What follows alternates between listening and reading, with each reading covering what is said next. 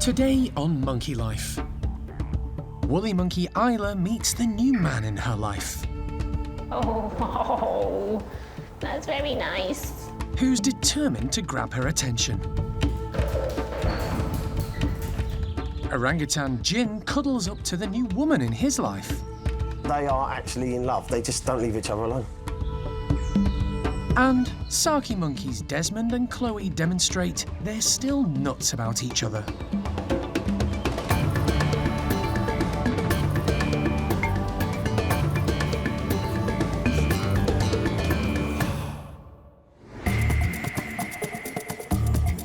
Monkey World in Dorset, buried deep in the English countryside, is the largest sanctuary of its kind on the planet. The team, led by Dr. Alison Cronin, rescue and rehabilitate abused and unwanted primates from all over the world. Hopefully he'll just be a quick grabbing into the box and that'll all be done. The park provides a home for more than 260 monkeys and apes from 24 different species.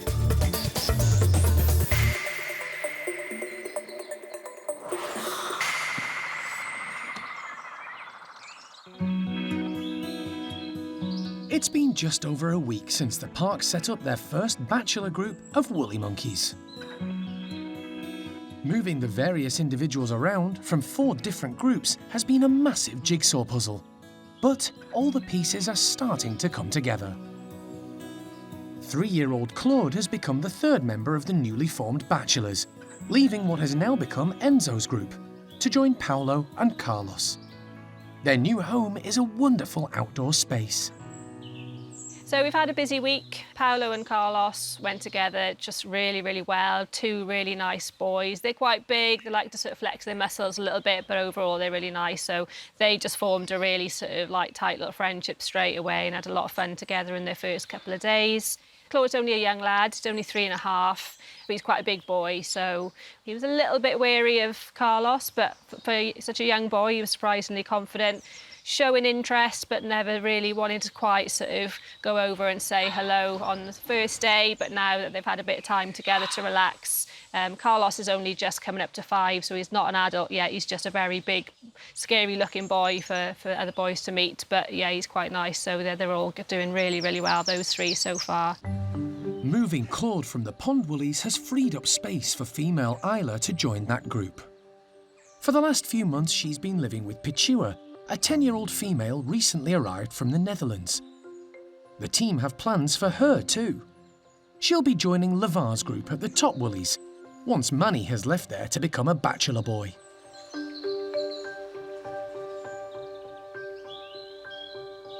It's a complicated but essential plan to keep stress levels down and the woolies healthy. Today, the team are concentrating all their efforts on moving Isla with as little stress as possible. She's been successfully crated and brought across to her new house. The team are going to release her into one of the bedrooms.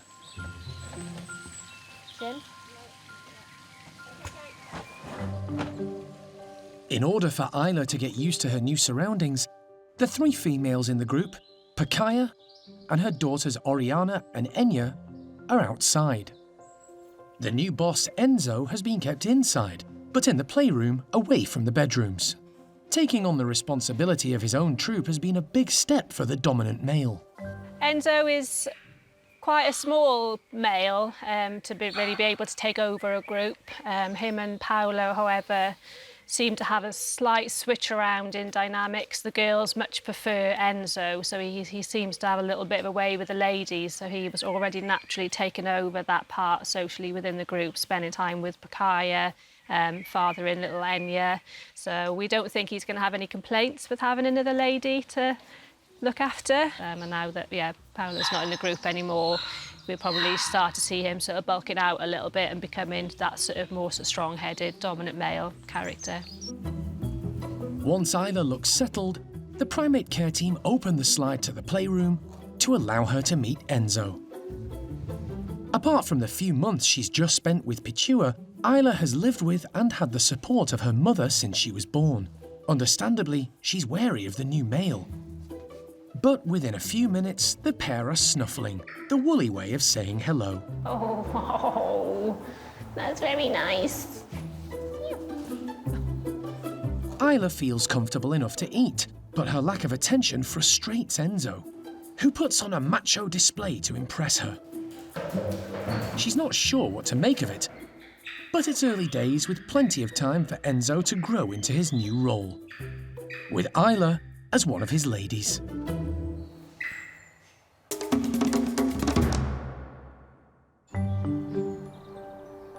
Orangutans are the largest arboreal animals on the planet.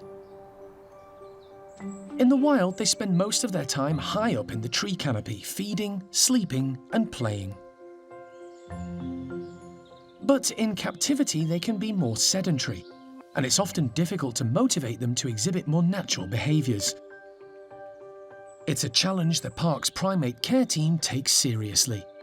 They're constantly trying to find new ways to keep their charges active, on the move, and above the ground. Today, James is trying out a new idea. He's going to attempt to encourage the nursery orangutans up high, despite the fact the group are already settled in their outdoor enclosure. I've designed these with some Kongs that we get donated, call them the arboreal tree feeders, and what we do is we chuck these up to a cargo net, and it just makes all the orangutans go up and then feed a little bit like fruit hanging from the trees, more natural, and they really, really enjoy it. The feeders have been stuffed with healthy snacks, including beetroot, apples, cranberries, and raisins. But freeing the treats from the feeders will be a fiddly job, even for the nimble-fingered orangutans. Sylvester has a head start. He's already halfway up the climbing frame. He's 11 years old and a good problem solver.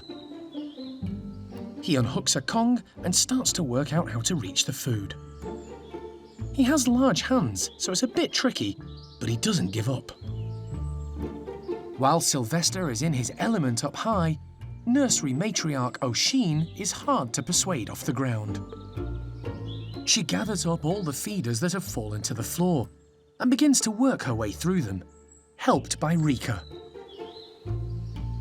It's the youngsters who have truly taken on the task, having fun and keeping active while they're at it.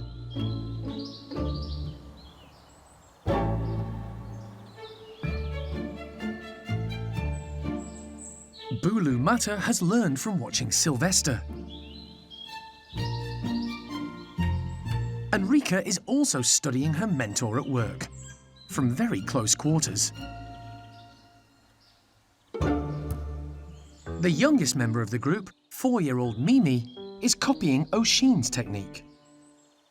O'Sheen adopted the orphaned youngster who arrived from Moscow Zoo, and Mimi has learned a lot from her foster mum.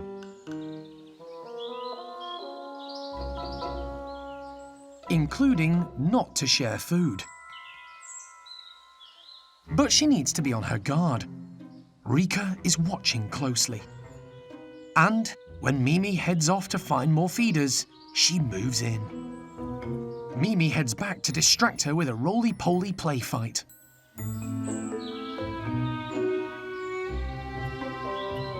Back up high, Sylvester demonstrates his love for any form of enrichment and stays focused.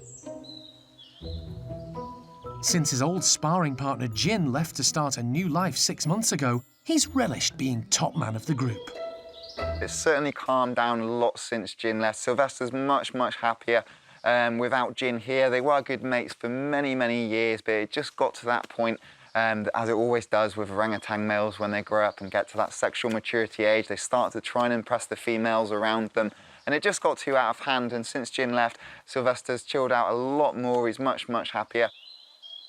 So contentment reigns, not only at Monkey World's nursery group, but also nearly 200 miles away, at Wingham Wildlife Park in Kent, where Jin has a new partner and companion, all to himself.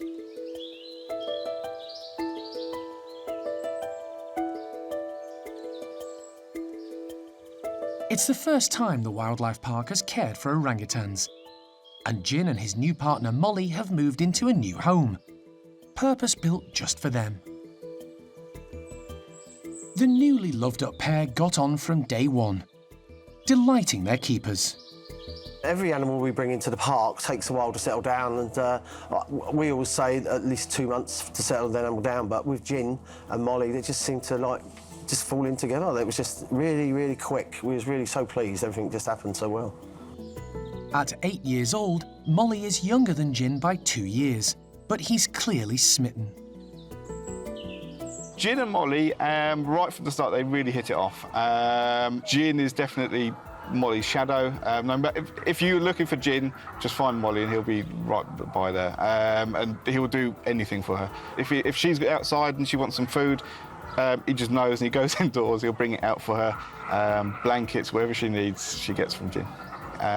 He's really gentle, and Molly, I think she saw an opportunity to have someone to have under her thumb. But he's certainly, he's probably the most gentle primate we've got in the whole park. He really is absolutely lovely. I think it's been the perfect pairing, it really has. The move from their previous homes was necessary for both orangutans, for similar reasons. In the wild, orangutans are semi-solitary and don't live in social groups like some other primate species. It means captive orangutans often need to be found new homes as they mature. But now Gin has his own household, and a female he adores. He was fun when he come, and he still is fun now, but he's in love. And he's like a teenager boy that he's found his first girlfriend, and no one else matters but Molly in his eyes. And you can see he cuddles her all the time, they sleep together all the time, they're just inseparable. Every time she moves, he moves, he follows her around. It's really hard when you say an animal's in love, but they are actually in love, they just don't leave each other alone.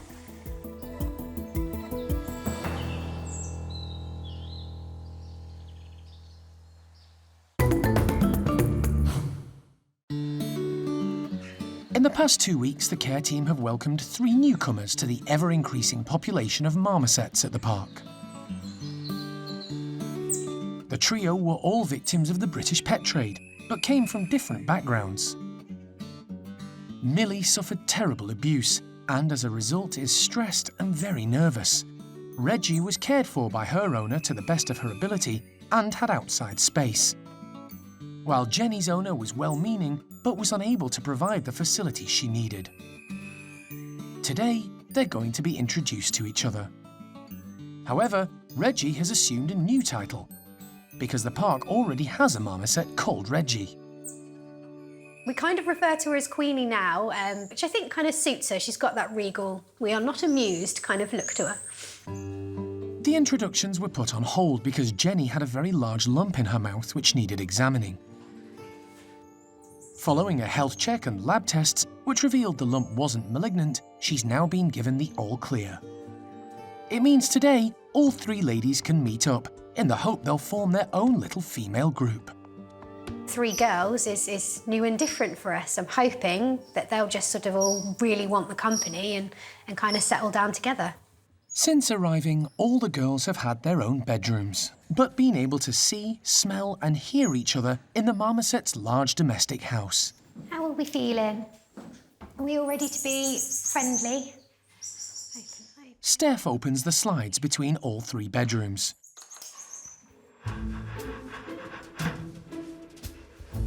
They might be small, but marmosets can still be aggressive and inflict some serious wounds if things go wrong.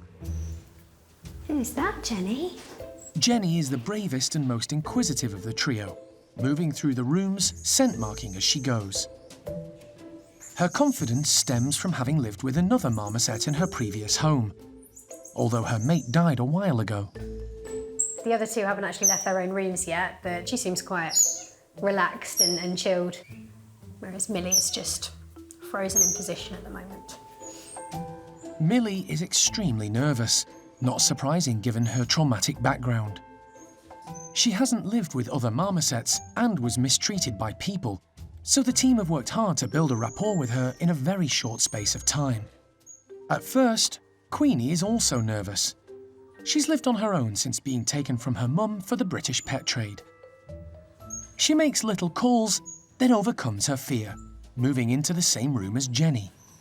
They're both sort of interested, but they're both playing it a bit coy. They're kind of moving past each other, but not sort of reacting. Perhaps sensing the caution and lack of aggression, Millie also starts to explore the other bedrooms. It's nice and calm, touch wood. There's been no negatives. Millie even braves close proximity to her other housemates. It's a huge step forward. Millie's starting to get a bit more confident now. She's moving around the rooms, so they're sort of passing each other more frequently. So we'll just keep an eye if we can get them together for the whole day, and then maybe everybody separate overnight and then go again tomorrow, great. So yeah, we'll just take it at their pace, really. Steph will monitor the trio for the rest of the day. She'll try the same routine tomorrow, in a softly approach to see how things develop. But for now, it's all positive. It's been a few months since Saki monkey Chloe underwent major dental work to remove a number of problem teeth. She's now a whole lot happier, and her appetite is as good as ever. Today, the staff are giving Chloe and her mate Desmond one of their favourite foods. Nuts still attached to the brows. The branches are placed all around the enclosure, creating new perches to entice the pair to climb and give their bodies a workout. In the wild, Saki monkeys spend most of the time in the tree canopy, and the team want to encourage natural feeding behaviours. The pair are let out. And, true to form, where one goes, the other follows. Chloe and Desmond are absolutely devoted. It's a remarkable relationship, considering the two have been together for less than 2 years. Their bond is incredibly tight. They regularly greet each other with little nose rubs and continuously follow each other around. There's quite an age gap between the two. At 27, Chloe is no spring chicken. In fact, she's the oldest surviving Saki in Europe. She's fit and healthy, and, despite a few missing teeth, capable of getting stuck into the nuts on offer. Desmond is approximately half Chloe's age, and a bit more cautious than his mate. He takes his role as a male protector seriously, checking things out to make sure everything is safe for his female before devouring some of the hazelnuts. The pair used to live with the neighbouring squirrel monkeys. But some of the youngsters in that group proved too boisterous for Desmond and Chloe, and the team decided to give them their own space. Recently, however, they've been joined in their enclosure by a common marmoset called Loki. Rescued from the pet trade, he's struggled to come to terms with adapting to life with other marmosets. Loki had never lived with others of his own kind, and his social skills are non-existent. He just can't make friends with other marmosets. Now he's joined the Saki monkeys, and while they're not best buddies, Loki now has companions to enrich his life, even if they don't constantly interact.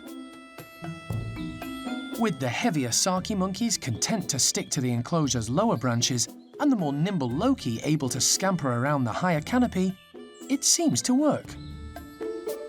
But then, very little could come between these two loved-up Sakis.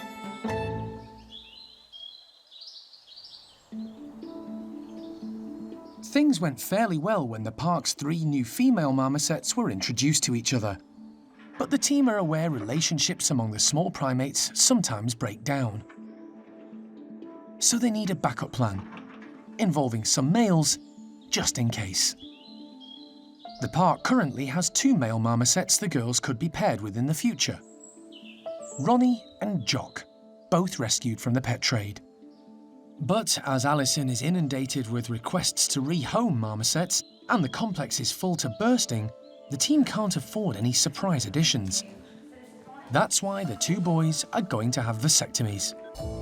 We try and get a few of our boys when we have days like this. So if any groups break down or anything like that, we're not limited. They can go with other boys or with girls because we're not going to breed from them and they're all ready to go. Jock is first up. He's an older male, thought to be in his early to mid-teens. He's anaesthetised using a specially designed box for small primates. Okay. Local vet Thesar Sastre has done many of these operations before, and it can be a fiddly job. That's great. A vasectomy is a simple operation where a small piece of the tube connecting the testes to the urethra is removed.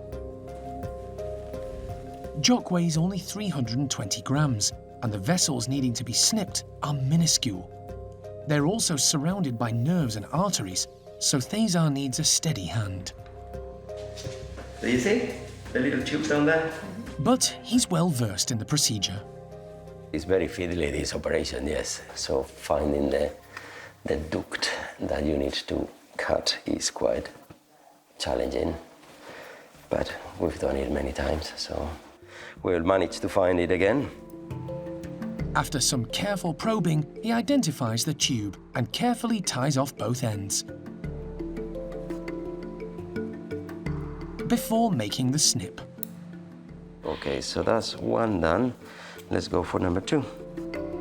The whole procedure is then repeated on the other side. And that's it. Yeah, baby, have fun. And no babies.